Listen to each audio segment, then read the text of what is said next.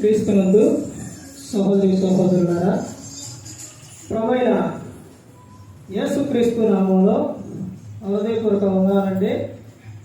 ముందుగా ఇంత మంచి సమయాన్ని ఇచ్చిన తండ్రి అయిన దేవునికి ప్రభువైన క్రీస్తు ద్వారా కృతజ్ఞతాస్తుతులు చెల్లిస్తున్నానండి. అందరూ బాగున్నారండి. వాక్యం చదువుకొని ప్రార్థన చేసుకున్న తర్వాత పాఠంలోనికి వెళదామండి. మత్తయి గారు రాసిన సువార్త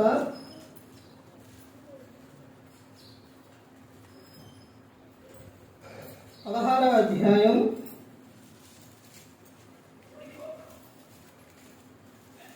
18వ వచనం. మరియు నీవు పేతురువు, ఈ బండ మీద నా సంఘమును కట్టుదును, పాతాళలోక ద్వారములు దాని ఎదుట నిలవనేరవని నేను నీతో చెప్పుచున్నాను. ప్రార్థన చేస్తున్నాను.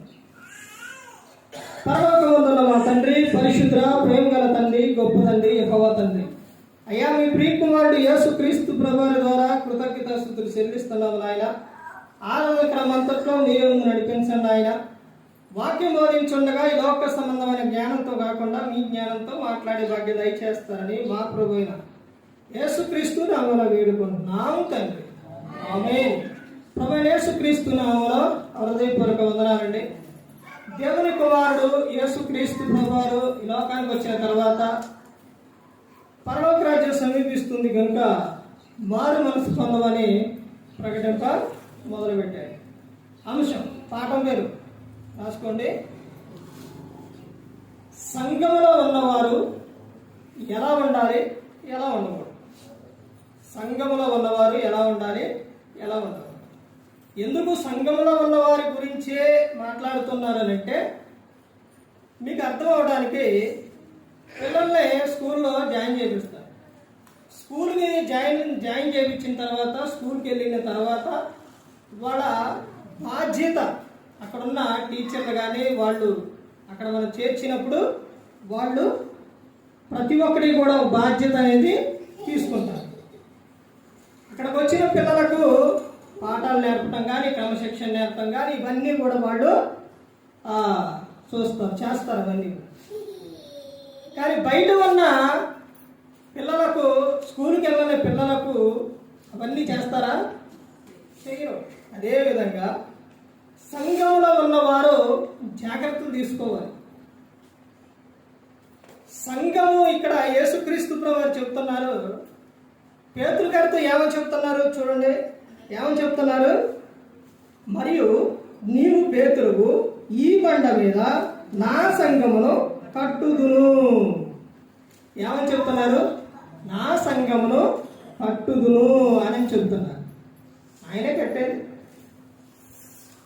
ఆ తర్వాత ఇంకా ఏమని చెప్తున్నారు అంటే చూడండి, పాతాళలోక ద్వారములు దాని ఎదుట నిలవనేరవని నేను నీతో చెప్పుచున్నాను. సంఘము యొక్క పవర్ ఏంటో చెప్తున్నారు. అసలు సంఘము గురించి కొన్ని విషయాలు చూస్తే, సంఘము అంటే అసలు సంఘం ఎలా ఉండాలి, సంఘము యొక్క మర్మం ఏంటి, ఇవన్నీ ఒక్కొక్క అంశం, ఒక్కొక్క పాఠం సంఘం గురించి అన్నీ చెప్పాను. ప్రతి ఒక్కటి చెప్పాను సంఘం గురించి. ఎందుకనంటే సంఘము గురించి ప్రతి ఒక్కరు కూడా తెలుసుకోవాలి. సంఘము యొక్క మర్మం గురించి చెప్తున్నారు కదా. సంఘము సత్యములకు ఎలా ఉండాలంట? సంభముగా ఉండాలి. సంఘము సాక్షి సంభముగా ఉండాలి. సాక్ష్యం కలిగి ఉండాలి, మంచి సాక్ష్యం సంఘము. తర్వాత ఇంకా సంఘము గురించి ప్రార్థనా స్తంభములాగా ఉండాలి. స్తంభము ఎలాగైతే గట్టిగా స్థిరంగా ఎలాగైతే ఉంటుందో అదే విధంగా సంఘములో ఉన్నవారు కూడా ప్రార్థన యందు అదే విధంగా ఉండాలి. తర్వాత ఇంకా చెప్తున్న విషయం ఏంటంటే సంఘములో ఎలా ఉండాలనంటే ప్రార్థన స్తంభముగా ఉండాలి. ఆ తర్వాత ఎత్తబడిన సంఘం ఒకనాడు మోషే గారి సమయంలోని వాళ్ళు చేసిన పనులను బట్టి సర్పం వచ్చి వాళ్ళందరినీ కూడా కాటేసినప్పుడు అక్కడ సర్పమును ఎత్తినప్పుడు వాళ్ళందరూ కూడా దాన్ని చూసినప్పుడు వాళ్ళందరూ కూడా ఏమైపోయారు? బ్రతికారు. ఇంకా సంఘము గురించి చెప్తున్న విషయం ఏంటంటే నిరీక్షణ స్తంభము కలిగి ఉండాలి.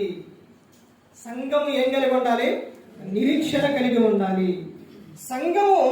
సంఘము యొక్క ముఖ్య ఉద్దేశం ఏంటి అంటే సంఘము దేవుని ఏం చేయాలి? ప్రేమించాలి. సంఘము దేవుని మహిమపరచాలి. సంఘము దేవుని గుణాతిశ్రయములను ప్రచురం చేయాలి. సంఘము సువార్త ప్రకటించాలి. సంఘములో యేసుక్రీస్తుని విశ్వసించిన వారికి ఏం చేయాలి? బాప్తిస్మం ఇవ్వాలి. తర్వాత సంఘము గురించి సంఘము విశ్వాసులకు వాక్యం బోధించాలి. సంఘము క్రమశిక్షణ కలిగి ఉండాలి. సంఘము సహవాసం కలిగి ఉండాలి. సంఘం యొక్క ముఖ్య ఉద్దేశం ఇది. తర్వాత ఇంకా సంఘం గురించి సంఘం ఎలా ఉండాలంటే ఐక్యత కలిగి ఉండాలి. ఎలా ఉండాలంటే ఐక్యత కలిగి ఉండాలి. సంఘం గురించి సంఘం ఎలా ఉండాలంటే సహవాసం కలిగి ఉండాలి. వాక్యమందు ఎలా ఉండాలంటే నిలకడగా ఉండాలి సంఘం. తర్వాత ఇంకా సంఘము ప్రార్థన కలిగి ఉండాలి. ఏక మనసు కలిగి ఉండాలి. దేవుణ్ణి స్తుతించే వారిగా ఉండాలి. నిష్కపటమైన హృదయం కలిగి ఉండాలి. నూతన ఆత్మతో నింపబడిన వారై ఉండాలి సంఘం. ఇంకా సంఘం గురించి అనేక విషయాలు ఉన్నాయి. సంఘం గురించి ఇంకా ఉన్నాయి. అయితే సంఘంలో ఉన్నవారు ఎలా ఉండాలి, సంఘంకి వచ్చిన వారు ఎలా ఉండాలో ఎలా ఉండకూడదు మనం గ్రంథంలో చూస్తే చూడండి. అపోస్తుల కార్యాలు 11వ అధ్యాయం. అపోస్తుల కార్యాలు 11వ అధ్యాయం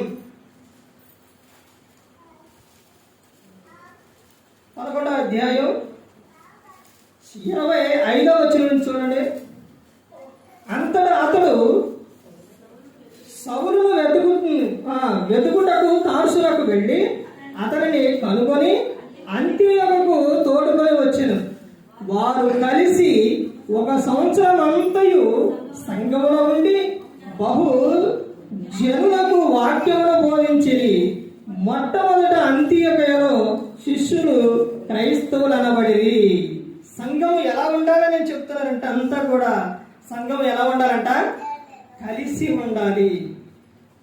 సంఘము ఏం చేయాలని చెప్తున్నానంటే ఇక్కడ సంఘము ఏం చేయాలి? వాక్యమును బోధించాలి. వాక్యాన్ని చెప్పాలి. ఇక్కడ విన్న వాక్యాన్ని మీ బయటికి వెళ్ళిన తర్వాత కానీ ఎక్కడైనా కానీ ఏం చేయాలంటే సంఘం ఏం చేయాలి? వాక్యాన్ని చెప్పాలి, బోధించాలి. యేసుక్రీస్తు ప్రభువారి గురించి, దేవుడు నీ జీవితంలో చేసిన మేలుల గురించి చెప్పాలండి. ఇక్కడ వారందరూ కలిసి సంఘం అంతా కలిసి ఏం చేయాలి? కలిసి ఉండాలి. ఇంకా ముందుకెళ్తూ చూడండి. అపోస్తలుడైన పౌలు గారు ఎఫెసీయులకు రాసిన పత్రిక 3వ అధ్యాయం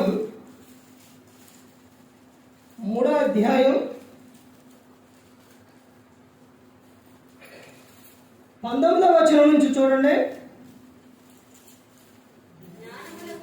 జ్ఞానమునకు మించిన క్రీస్తు ప్రేమను తెలుసుకొనుటకును తగిన శక్తి గల వారు కావాలననియు ప్రార్థించుచున్నాను. అపోస్తలుడైన పౌలు గారు సంఘానికి పత్రిక రాస్తూ ఆయన చెబుతున్న విషయం జ్ఞానమునకు మించిన క్రీస్తు ప్రేమను తెలుసుకొనుటకును తగిన శక్తి గల వారు కావాలని ఆయన ఏం చేస్తాడంట? ప్రార్థిస్తున్నాడు. సంఘము ఏం కలిగి ఉండాలంటే జ్ఞానం కలిగి ఉండాలి. తర్వాత ఇంకా చెబుతున్న విషయం, మనలో కార్యసాధకమైన తన శక్తి చొప్పున మనము అడుగు వాటి అన్నిటికంటేను ఊహించు వాటి అన్నిటికంటేను అత్యధికముగా చేయు శక్తి గల దేవునికి క్రీస్తు యేసు మూలముగా సంఘములో తరతరములు సదాకాలము మహిమ కలుగునుగాక. ఆమేన్. సదాకాలం మహిమ. ఇక్కడ ఏమని చెప్తున్నారు? క్రీస్తు యేసు మూలముగా సంఘములో ఎప్పటి వరకంట? తరతరములు సదాకాలము మహిమ కలుగును గాక. మహిమ ఎవరి ద్వారా కలుగుతుంది? మహిమ క్రీస్తు, యేసు క్రీస్తు ప్రభువారి ద్వారానే సంఘములో మహిమ కలుగుతుంది. అంటే సంఘానికి వస్తే, క్రీస్తుని నమ్ముకుంటే మాకేంటి లాభం? మేము మందిరానికి వెళ్తామండి, క్రీస్తుని నమ్ముకున్నాం, మాకేంటి లాభం, మాకేంటి ప్రయోజనం అనే ఆలోచనలు ఎప్పుడన్నా వచ్చినాయా? ఎప్పుడన్నా మనకు ఒక ఆలోచన రాగానే బాధల్లో కానీ ఎప్పుడైనా కానీ క్రీస్తుని నమ్ముకోవడంతో ఏంటి మాకు ప్రయోజనం అని అంటే వెంటనే ఎక్కడికి రావాలని అంటే గ్రంథం దగ్గరకు రావాలి. అప్పుడు అర్థమవుతుంది. మేము మొత్తాన్ని సమస్తాన్ని విడిచిపెట్టి మిమ్ములను వెంబడిస్తున్నాము అని ఒకనాడు శిష్యులు అడిగారండి. అడిగితే యేసుక్రీస్తు ప్రభువారు, ఇదిగో మీ పేర్లు ఎక్కడుంటాయంట? జీవ గ్రంథంలో ఉంటాయి.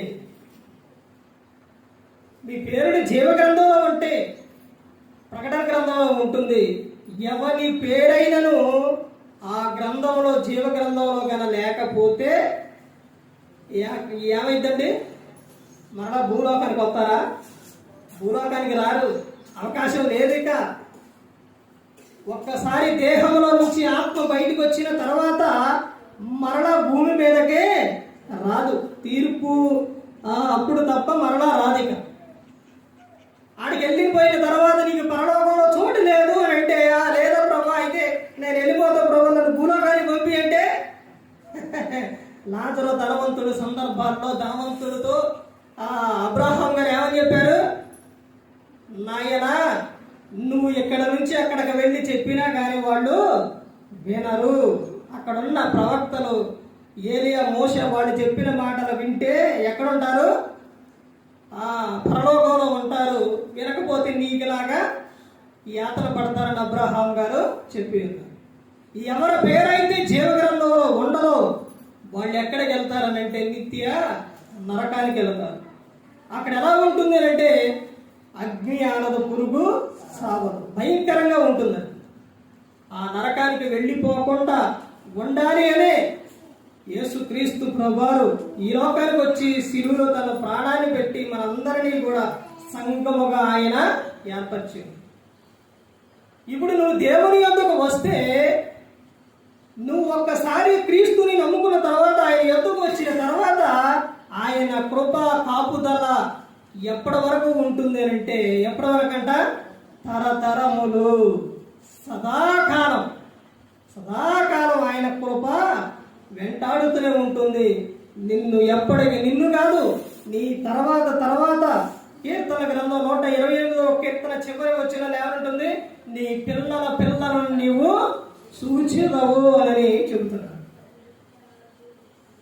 తరతరాలు కూడా ఉంటుంది, సదాకాలం కూడా ఆయన కృప ఉంటుంది. ఏమోనండి, మాకు ఏం అర్థం కావట్లేదు అని అనుకుంటున్నారా? దేవుణ్ణి నమ్ముకున్న తర్వాత మాకు అన్ని బాధలేనండి, మాకు ఏం అర్థం అవ్వట్లేదు అనుకుంటున్నారండి? ఆయన కృపా కాపుదల నిన్ను ఎప్పుడు కూడా విడిచిపెట్టదండి. సంఘం, నేను బయట ఉన్న వారి కోసం నేను ప్రార్థన చేయట్లేదు ప్రభువా, నేను వీరి కోసమే నేను ప్రార్థన చేస్తున్నాను. యోహాను గారు రాసిన సువార్తలు ఆయన చెబుతున్నారు. అయ్యా, మరి మీరు ఇక్కడ నుంచి వెళుతున్నారు, శిష్యులు అడుగుతున్న మాట, ఇంతకాలం మాతో ఉన్నారు కదా, మరి ఇక్కడ నుంచి మమ్మల్ని విడిచి వెళుతున్నారు, ఇప్పుడు మా పరిస్థితి ఏంటయ్యాలని అంటే, ఇదిగో నేను ఇక్కడ నుంచి వెళ్ళంగానే మీ యొద్దకు ఎవరు వస్తారు? ఆత్మ. ఏ ఆత్మ? సత్యస్వరూపి అయిన ఆత్మ వస్తుంది. ఆయన వచ్చినప్పుడు మిమ్మల్ని సర్వసత్యములోనికి ఆయన నడిపిస్తారు. ఇదిగో మీకు స్థలం సిద్ధపరచుటకు నేను వెళ్ళుచున్నాను అని ఆయన చెప్తున్నాను. ఎప్పుడూ కూడా క్రీస్తుని నమ్ముకున్న వారిని ఎప్పుడూ కూడా ఆయన విడిచిపెట్టరండి, ఎప్పుడూ విడిచిపెట్టరు. తర్వాత ఇంకా ముందుకెళ్తే చూడండి, ఇంకా చెబుతున్న విషయం, కొలసీలకు రాసిన పత్రిక, సంఘములో ఉన్నవారు ఎలా ఉండాలో, ఎలా ఉండకూడదో చెప్తున్నాను చూడండి. కొలసీలకు 4వ అధ్యాయం 16వ వచనం చూడండి. ఈ పత్రిక మీరు చదివించుకొనిన తర్వాత లవోదికీయ వారి సంఘములోను చదివించుడి. లవోదికీయకు రాసి పంపిన పత్రికను మీరును చదివించుకొనుడి. తర్వాత 17వ వచనం, మరియు ప్రభువునందు నీకు అప్పగింపబడిన పరిచర్యను నెరవేర్చుటకు దాన్ని గూర్చి జాగ్రత్త పడమని అర్జప్పతో చెప్పుడి. ఇక్కడ సంఘానికి చెబుతున్న విషయం, ఒక విషయం గమనించాలి. సంఘములో ఉన్నవారు ఏం చేయాలి, ఎలా ఉండాలి అంటే వాక్యములో ఏం చేయాలంటే వాక్యాన్ని చదవాలి. వాక్యాన్ని చదవాలి సంఘంలో ఉన్నవారు. ఒకవేళ చదవటం రాకపోతే ఏం చేయాలండి, ఏం చేయాలి, చదివించుకోవాలి. ఇప్పుడంటే ప్రతి ఒక్క కుటుంబంలో, ప్రతి ఒక్క గృహంలో, ప్రతి ఒక్క చోట కూడా చదువుకున్న వారు ఉన్నారు. కానీ ఇదివరకు కాలంలోని అప్పుడు చాలా తక్కువ. అప్పుడు ఈ రోజున ఫోన్లు వచ్చినాయి, మెసేజ్లు వచ్చినాయి, ఇవన్నీ వచ్చినాయి. ఇది వరకు ఒక చాట నుంచి ఒక చాటకు సమాచారం వెళ్ళాలి అని అంటే, వారు ఎలా ఉండారు, వాళ్ళ అవసరం ఏదైనా తెలియాలి అని అంటే ఏం చేసేవాళ్ళు, ఉత్తరం రాసేవాళ్ళు. అది వచ్చినప్పుడు అక్కడ కానీ ఇంటిలో ఎవరైనా కానీ చదువుకోకుండా ఉంటే, రాకపోతే ఏం చేసేవాళ్ళు, ఎందుకు మాకు రెట్టా రాదులే అని తీసుకెళ్ళి పక్కన పడేస్తారా, నచ్చించేస్తారా. ఏం చేసేవాళ్ళు, ఎవరైనా చదువుకున్న వారు ఉన్నారని చూసి వారి దగ్గరికి వెళ్ళి చదివించుకునేవారు. అలాగేనండి ఇప్పుడు ప్రతి ఒక్క కుటుంబంలో ఉన్నారు చదువుకున్నవారు. అయ్యా సేవకులు ఈ వాక్యం చెప్పారయ్యా, ఇదిగయ్యా ఇందులో మరి ఈ వాక్యం, ఇదిగో బైబుల్ ఇచ్చారయ్యా, మరి ఇది చదివి వినిపించయ్యని ఎప్పుడైనా కానీ ఒక అధ్యాయం వాడు చదవనంటారు. చదవనన్నప్పుడు అయ్యా ఇదిగయ్యా ఇది ఒక్కటి చదివి వినిపించయ్యానని ఎప్పుడైనా కానీ మీరు అడిగితే వారిని పిలిచి, వారి మనసులోని ఉంటుంది, మీకు కూడా ఏమవుతుంది దాని గురించి తెలుసుకుంటారు. సంఘంలో ఉన్నవారు ఏం చేయాలి అంటే వాక్యం ఏం చేయాలి, చదివే వారిగా ఉండాలి. తర్వాత ఇంకా ముందుకెళ్తే చూడండి, ఇంకా చెప్తున్న విషయం, అపోస్తలుడైన పౌలు గారు తిమోతికి రాసిన మొదటి పత్రిక 3వ అధ్యాయం 17వ వచనం, అయినను నేను ఆలస్యం చేసిన ఎడల దేవుని మందిరములో అనగా జీవము గల దేవుని సంఘములో జనులు ఎలాగూ ప్రవర్తింపవలెనో అది నీకు తెలియవలెనని ఈ సంగతులను నీకు రాయుచున్నాను. ఆ సంఘము సత్యములకు స్తంభమును ఆధారములై ఉన్నది.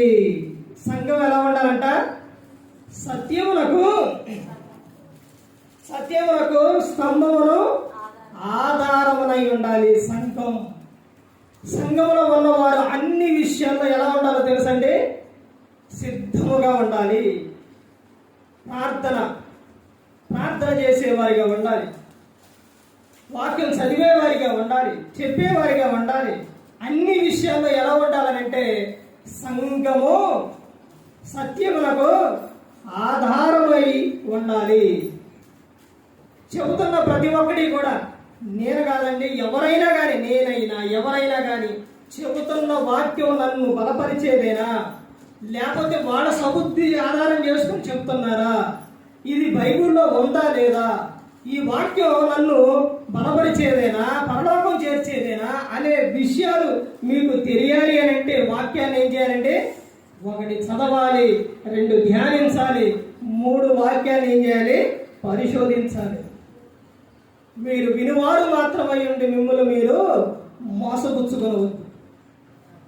అనేక బోధలు, అనేక విషయాలు, అనేక మాటలు ఎన్నెన్నో వస్తున్నాయి, యూట్యూబ్ ద్వారా చెప్తున్నారు ప్రతి ఒక్కటి కూడా. అది ఏది వాక్యానుసారమో, ఏది నన్ను బలపరిచే మాట, ఇది ఏది సత్యం అనేది ప్రతి ఒక్కరు కూడా తెలుసుకోవాలండి. అపోస్తలుడైన పౌలు గారు ఎవరు చెప్తున్నారండి ఈ విషయం? తిమోతి గారికి చెప్తారు. తిమోతి గారు ఎవరనంటే యవనస్తుడు. కొత్త నిబంధనలో దైవజనుడు ఎవరనంటే తిమోతి గారే. ఆయనకు చెబుతున్న విషయం ఇవన్నీ కూడా. తర్వాత ఇంకా ముందుకెళ్తే చూడండి, యోహాను గారు రాసిన 3వ పత్రిక, యోహాను గారు రాసిన 3వ పత్రిక. ఇక్కడ ఇద్దరు వ్యక్తులు కనబడతారు. ఎన్ని అధ్యాయాలు ఉన్నాయండి? ఎన్ని అధ్యాయాలు ఉన్నాయి?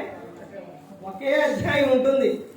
అందులోని చూడండి 9వ వచనం నుంచి చూడండి. 9, నేను సంఘమునకు ఒక సంగతి రాసి తిని, అయితే వారిలో ప్రధానత్వము కోరుచున్న దియోత్రేపే మమ్మును అంగీకరించుటలేదు. సంఘానికి ఎవరు రాస్తాడంట పత్రిక? ఎవరికి రాస్తాడో? సంఘానికి రాస్తాడు. సంఘంలో ఒక వ్యక్తి ఉండో, ఆ వ్యక్తి గురించి చెబుతున్న విషయం. అంటే ఇంకా ముందుకెళ్తే ఇంకొక ఆయన ఉండండి, ఇద్దరు ఉన్నారు. ఇప్పుడు ఒక వ్యక్తి గురించి చెబుతాను. అయితే సంఘంలో ఉన్నవారు ఏం చేయట్లేదంట, మమ్మలను అంగీకరించడం లేదు. వాడు మమ్మను గురించి చెడ్డ మాటలు వదలచ్చు, అది చాలనట్టుగా సహోదరులను తానే చేర్చుకొనగా వారిని చేర్చుకున్న మనసు గల వారిని కూడా ఆటంకపరచుచు సంఘముల నుండి వారిని వెలివేయుచున్నాడు. ఏం చేస్తుందంట? వెలివేయుచున్నాడంట. మీరు ఎందుకు పనికిరారు, మీరు అలా ఉన్నారు, ఇలా ఉన్నారు, మీరు సంఘానికి పనికిరారు అని ఏం చేస్తుందంట? వెలివేస్తుందంట. ఒక వ్యక్తి నిందించే అధికారం ఎవరికి ఉందండి? మనిషికి లేదు. అర్థమవుతుందండి? అది దేవుడు వారితో మాట్లాడాలి, దేవుడు గద్దించాలి. అంతేగాని నువ్వు అలా చేసావు, ఎలా చేసావు, సంఘానికి పనికిరావు, నువ్వు రావద్దు, లేకపోతే నువ్వు వచ్చినా కానీ ఏ ప్రయోజనం, ఇలాంటి మాటలు అనేది రాకూడదు. అక్కడ ఆయన అదే చేస్తున్నారు. ఆ కింద విషయం చూడండి ఏమని చెబుతున్నారు. అందుచేత నేను వచ్చినప్పుడు వాడు చేయించున్న క్రియలను జ్ఞాపకము చేసుకుందును. 11వ వచనం, ప్రియుడా చెడు కార్యములు కాక మంచి కార్యములు అనుసరించి నడుచుకొనుము. మేలు చేయువాడు దేవుని సంబంధి, కీడు చేయువాడు దేవుని సూచినవాడు కాడు. అంటే ఏం చేయాలి? నీ వీలైనంత వరకు కూడా నువ్వేం చేయాలంట? మంచి కార్యమే చేయాలి, హాని చేయకూడదు, చెడు కార్యాలు చేసేవారిగా ఉండకూడదు. తర్వాత ఇంకొక ఆయన ఉండ చూడండి కింద, దేవేంద్రియు అందరి వలనను సత్యం వలనను మంచి సాక్ష్యం పొందినవాడు. మేము కూడా అతనికి సాక్ష్యం ఇచ్చుతున్నాం. మా సాక్ష్యం సత్యమే అనిదని నీవు ఎరుగుదువు. ఇక్కడ ఇంకో ఆయన ఉండవు. ఆయన ఎలాంటి ఆయనంట?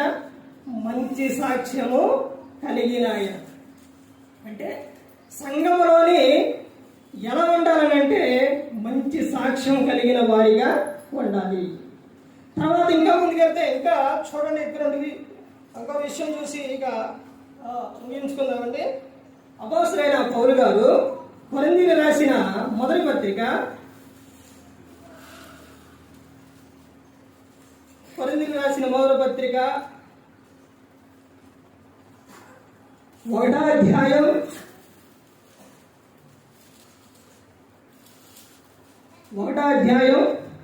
8వ వచనం నుంచి, మన ప్రభువైన యేసుక్రీస్తు దినమందు మీరు నిరపరాధులై ఉండునట్లు అంతము వరకు ఆయన మిమ్మును స్థిరపరచును. ఇక్కడ కొన్ని విషయాలు ఉన్నాయి, జాగ్రత్తగా చూద్దామండి.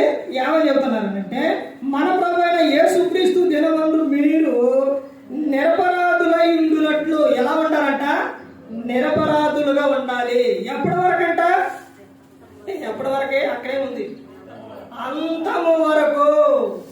నువ్వు క్రీస్తుని నమ్ముకున్న తర్వాత, క్రీస్తులోనికి వచ్చిన తర్వాత 10 రోజులు, 20 రోజులు, 30 రోజులు, 40 రోజులు, 50 రోజులు, 100 రోజులు కాదు. అర్థమైందంటే అంతవరకే భక్తి కాదు. క్రైస్తవుడు అంటే క్రీస్తు నమ్ముకున్న తర్వాత, ఆయన యుద్ధకు వచ్చిన తర్వాత, సంఘంలోకి వచ్చిన తర్వాత, లోకంలో ఉన్నంత కారణము అంతము వరకు కూడా ఆయనకు సాక్షిగా ఉండాలి. ఎంతకాలం గాలి పీలుస్తూ ఓని తినడం అనేది తాగడం అనేది ఎంతకాలం? ఈ 3 విషయాలు అర్థమయ్యండి. మనం ఈ లోకంలో ఉన్నంతకాలం అంత వరకు కూడా ఆయనకు ఎలా ఉండాలంట? సాక్షులుగా ఉండాలి. ఆ తర్వాత ఇంకా అక్కడే ఏమని చెప్తున్నారంటే ఆయన మిమ్మును స్థిరపరచును. ఆయన ఏం చేస్తారో తెలుసండి? స్థిరపరుస్తుంది. నీకు ఒక చెడు ఆలోచన వచ్చినా, ఏదైనా ఒక మాట మాట్లాడాలన్నా, ఏదైనా ఒక తప్పు చేయాలన్నా, ఏ విషయమైనప్పటికీ కూడా నీ మనసులోకి వచ్చినప్పుడు వెంటనే పరిశుద్ధాత్ముడు ఇది తప్పు, ఇలా చేయకూడదు, ఇలా మాట్లాడకూడదు అని వెంటనే ఆయన చెబుతారు. ఒకవేళ కాదు అని కానీ నువ్వు ముందుకెళ్తే ఎలా ఉంటుందో తెలుసండి? ఏం జరుగుతుందో తెలుసండి? ఇప్పుడు ఇక్కడ మీకు అర్థం అవ్వాలని చెప్తున్నాను. నేను ఒక బుక్ ఉంది. నేను బయటికి వెళ్ళిన తర్వాత ఒక బాబుని ఎవరు నన్ను పిలిచి, ఇదిగోండి బాబు, అక్కడ టేబుల్ మీద బుక్ ఉంది, పాట బుక్ ఉంది, తీసుకురామని చెప్పాను అనుకోండి. ఏం చేస్తారు? గబగబ పరుగున వచ్చి ఈ బుక్ తీసుకొచ్చి వేస్తారు. అదేగా వేరే విధంగా చూడండి. ఇప్పుడు ఎవరు లేకుండా, ఇక్కడ లేకుండా ఎవరన్నా వచ్చి ఇది తీయాలి అని అంటే ముందు అక్కడ రాగానే ఏం చేస్తారు? డైరెక్ట్గా వచ్చి తీసుకొని వెళ్ళిపోతారా? లేకపోతే ఏం చేస్తారు? ముందు ఆడ రాగానే ఇటు చూస్తారు, వెనక చూస్తారు, ఎవరైనా చూస్తున్నారా అని. ముందు లోపలికి వచ్చిన తర్వాత డైరెక్ట్గా తీసుకోవడానికి ముందు భయం వేసింది. ముందు ఎడక రాగానే ఏదైనా సప్పుడు అవ్వగా మళ్ళీ వెనక దిగి చూస్తారు. మళ్ళీ ఇలా తీసుకోగానే చూస్తున్నారని ఏమొచ్చింది అంటే ఇదంతా ఎందుకు భయపడుతుండో? అది తప్పు కాబట్టి, తీయకూడదు కాబట్టి మనసులో ఏమొచ్చింది? భయం. ఇది తప్పు అని చెప్పేది ఎవరంటే పరిశుద్ధాత్ముడు. అదేవిధంగా ఏదైనా ఒక విషయం, ఒక తప్పు చేయాలంటే చూడండి, గద ఒలికిపోతుంటారు. అలా నీకు ఇది తప్పు, ఇలా చేయకూడదని చెప్పేది ఎవరనంటే పరిశుద్ధాత్ముడు. అంటే మిమ్మల్ని ఎందుకంత విధంగా చేస్తున్నాడని అంటే అంతం వరకు మిమ్మల్ని ఏం చేయాలి? స్థిరపరచాలి. మీరు స్థిరంగా ఉండాలి ఆయన ఎదుట. అందుకనే 9వ వచనంలో చెబుతున్నారు కదా, మన ప్రభు అయిన యేసుక్రీస్తు అని తన కుమారుని సహవాసములకు మిమ్మల్ని పిలిచిన దేవుడు నమ్మదగిన వాడు. ఎందుకు పిలిచారండి? సహవాసం కలిగి ఉండటానికి. ఎవరితో సహవాసం? నా చదివించిన వాక్యం అదే. కీర్తన 1వ కీర్తన ఏమనుంది? దుష్టుల ఆలోచన చొప్పున నడవక, పాపుల మార్గంలో నిలవక, అపహాసులు కూర్చుండక యెహోవా ధర్మశాస్త్రమునందు ఆనందించుచు దివారాత్రము ఆనందముతో దానిని ధ్యానించువాడు ధన్యుడు అనేది చెబుతారు. అంటే నువ్వు దుష్టులు ఆలోచన చొప్పున నడవకూడదు, ఆ తర్వాత అపహాసులు కూర్చుండకూడదు, పాపులు మార్గంలో నువ్వు నిలవకూడదు. అందుకనే అలా నువ్వు చేయకూడదని చెబుతూ మరి ఏం చేయాలంటే యెహోవా ధర్మశాస్త్రములను ఆనందించుతూ దివారాత్రము దానిని ధ్యానించువాడు ధన్యుడు అని చెప్తున్నాడు. అంటే నువ్వు దేవునితో నువ్వేం చేయాలంటే నిత్యము కూడా యేసుక్రీస్తు ప్రభువుతో నువ్వు సహవాసం కలిగి ఉండాలి. అందుకనే దేవుడు మిమ్మల్ని పిలిచింది. ఆ తర్వాత కింద వచనంలో చూడండి, 10వ వచనంలో సంఘంలో ఎలా ఉండకూడదో, ఎలా ఉండాలో, ఎలా ఉండకూడదో చెబుతున్నాను. చూడండి, సహోదరులారా, మీరందరూ ఏకభావంతో మాట్లాడవలెను, మీలో కక్షలు లేక ఏక మనసుతోను ఏక తాత్పర్యముతోను మీరు సన్నుద్ధులై ఉండవలెను, మన ప్రభు అయిన యేసుక్రీస్తు పేరిట మిమ్మును వేడుకొచున్నాను. మీరు ఎలా ఉండాలంట? సంఘంలో ఉన్న వారు ఎలా ఉండాలని చెబుతున్నారనంట? ఏకభావం కలిగి ఉండాలి, ఏకత్వం కలిగి ఉండాలి. హెబ్రీయులకు 10వ అధ్యాయం 24-25 వచనాల్లో సంఘముగా ఏం చేయాలనంట? కూడుకోవాలి అని చెబుతున్నారు. ఇక్కడ ఏమని చెబుతున్నారంటే ఏకభావం కలిగి ఉండాలి. మీలో ఏముండకూడదని చెప్తున్నారు కదంటే మీలో కక్షలు లేక ఏక మనసుతోనూ, కక్షలు అనేది ఉండకూడదు సంఘములో. అర్థమైందండి? ఏ సేవకుడు కూడా కక్ష పెట్టుకోరు, అసూయ పెట్టుకోరు, భేదాలు పెట్టుకోరు. కొన్ని పరిస్థితుల వల్ల కొంచెం దూరంగా ఉంటారు. కానీ పొరపాటులో కూడా కక్షలు అసూయలు అనేది ఉండవు. ఎందుకనంటే సేవకులైనా విశ్వాసులైనా లోకం విడిస్తే ఎక్కడికి వెళ్ళాలి? ఎక్కడ ఉండాలి? పరలోకంలో ఉండాలి, దేవునితో పాటు ఉండాలి. మరి ఇప్పుడు కక్షలో అసూయలు పెట్టుకుంటే అక్కడ రానిత్తరా? ఆడ చోటు ఉందా? లేదు. అందుకనే పెట్టుకోరు. అందుకనే సంఘానికి కూడా చెబుతున్నారు, మీలో కక్షలు ఉండకూడదు, అలా ఉంటే పరలోకానికి చేరరు. మీరు ఏం కలిగి ఉండాలని చెబుతున్నారంటే ఏక మనసుతోను ఏకతాత్పర్యంతోను మీరు సన్నిధులై ఉండవాలని మన ప్రభు అయిన యేసు క్రీస్తు పేరట మిమ్మును వేడుకొనుచున్నాను. పౌలు గారు చెప్పిన విషయం, వేడుకొనుచున్నాను, బతిమాలుకొనుచున్నాను, కన్నీరు విడుచుచున్నాను, ఎన్నో పర్యాలు సంఘాన్ని చెబుతారండి. ఇప్పుడు ఇక్కడ ఒక పత్రిక చెప్పి రాశారు, మరలా రెండో పత్రిక రాయాల్సిన అవసరం ఏమొచ్చింది? ఒకసారి చెప్తే వెళ్ళలేదండి, మరలా రెండోసారి పత్రిక రాయాల్సి వచ్చింది. తర్వాత ఇంకా చెప్తున్న విషయం, నా సహోదరులారా, మీలో కలహములు గలవని మిమ్మును గూర్చి లోయో ఇంటి వారి వలన నాకు తెలియవచ్చును.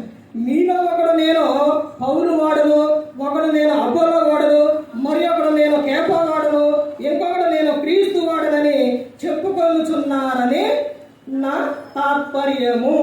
13వ వచనంలో క్రీస్తు విభజింపబడి ఉన్నాడా? పౌలు మీ కొరకు సిలువ వేయబడిన, పౌలు నామమున మీరు బాప్తిస్మం పొందితిరా? నా నామమున మీరు బాప్తిస్మం పొందితిరని ఎవరైనాను చెప్పకుండానట్లు క్రీస్తు బోధకులు గాయకులు తప్ప మరి ఎవరికి నేను బాప్తిస్మం ఇయ్యలేదు. అందుకై దేవునికి కృతజ్ఞతాస్తుతులు చెల్లించుచున్నాను. అంటే వీళ్ళు ఏం చెప్తున్నారు? ఒక్కొక్కడు ఏం చేస్తున్నారు? హెచ్చించుకుంటున్నారు. అంటే పైగా ఇక్కడ పౌలు గారిని గురించి చెప్తున్నారు. పౌలు గారు చెప్తున్న విషయం ఏంటంటే ఏమని చెప్తున్నారంటే, పౌలు మీ కొరకు సిలువ వేయబడిన, పౌలు గారా సిలువ వేయబడింది కోసం ప్రాణం పెట్టింది ఎవరు? యేసుక్రీస్తు ప్రభు. ఆయనే చెప్తున్నారు, ఇదిగోండి మీరు ఎవరు నమ్ముకోవాలి? సేవకుడు కాదు. అర్థమైందండి? యేసుక్రీస్తు ప్రభువారిని. సేవకుడు ఏం చేస్తున్నాడంటే వాక్యాన్ని బోధిస్తారు. సేవకుడు ఏం చేస్తారంటే దేవునికి ఏం చేస్తారు? మిమ్మల్ని దగ్గర చేస్తారు. ఇప్పుడు సేవకుడు ఏం చేస్తారనంటే పరలోక ద్వారం దగ్గరకి తీసుకెళ్తారు. ఎవరు? సేవకుడు. మరి అక్కడ నుంచి లోపలికి వెళ్ళాలంటే యేసుక్రీస్తు ప్రభువారి ద్వారానే. ఆయనేనండి, ఆయన ద్వారానే. ఆయన పంపితేనే ఇక్కడికి వచ్చింది. ఆయన చెప్పమంటేనే చెప్పడం. ఏదైనా ప్రతి ఒక్కటే క్రీస్తు ద్వారానే. క్రీస్తు లేకుండా ఏది కూడా లేదు. పౌలు సిలువ వేయబడినా, లేకపోతే పౌలు నామంలో మీరు బాప్తిస్మం పొందారా అని చెబుతూ ఉన్నారు. ఎవరి నామం పొందారు? యేసుక్రీస్తు నామంలో బాప్తిస్మం పొందారు. మనకు నిత్యము కూడా గుర్తు రావాల్సింది, మన ఆలోచనలో ఉండాల్సింది యేసుక్రీస్తు ప్రభువారే, మనిషి కాదు. యేసుక్రీస్తు ప్రభువారే. ఇప్పుడు తర్వాత నెక్స్ట్ కార్యక్రమం ఏంటి? రొట్టె ద్రాక్షరసం, ఆయన శరీరం రక్తం. అక్కడ ఏమని చెబుతారు? ఎవరిని జ్ఞాపకం చేసుకోవాలంట? ఓన్లీ బైబుల్లో ఉన్నవారిని పేరు నీ యాకోబు, నీ యాహాని, లేకపోతే ఇంకా ఉన్న వాళ్ళందరినీ జ్ఞాపకం చేసుకొని చెప్పారా? ఎవరిని జ్ఞాపకం చేసుకోవాలి? యేసుక్రీస్తు ప్రభువారిని జ్ఞాపకం చేసుకోవాలి. అసలు ఆదివారం ఆరాధన అంటే ఇది ఎవరిని, ఎందుకు ఇది పండుగ? ఎవరిని జ్ఞాపకం చేసుకోవడం అంటే యేసుక్రీస్తు ప్రభువారినే. నన్ను చేర్చుకున్నవారు అంటే శిష్యులతో చెప్పిన విషయాలండి. నన్ను చేర్చుకున్నవారు మిమ్ముని చేర్చుకున్నాను, మిమ్ముని చేర్చుకున్నవారు ఏమని చెప్తారు? అదే మిమ్ముని చేర్చుకున్నవారు నన్ను చేర్చుకున్నాను, నన్ను చేర్చుకున్నవారు నా తండ్రి నన్ను పంపిన వారిని చేర్చుకున్నాను అని చెప్తున్నారు.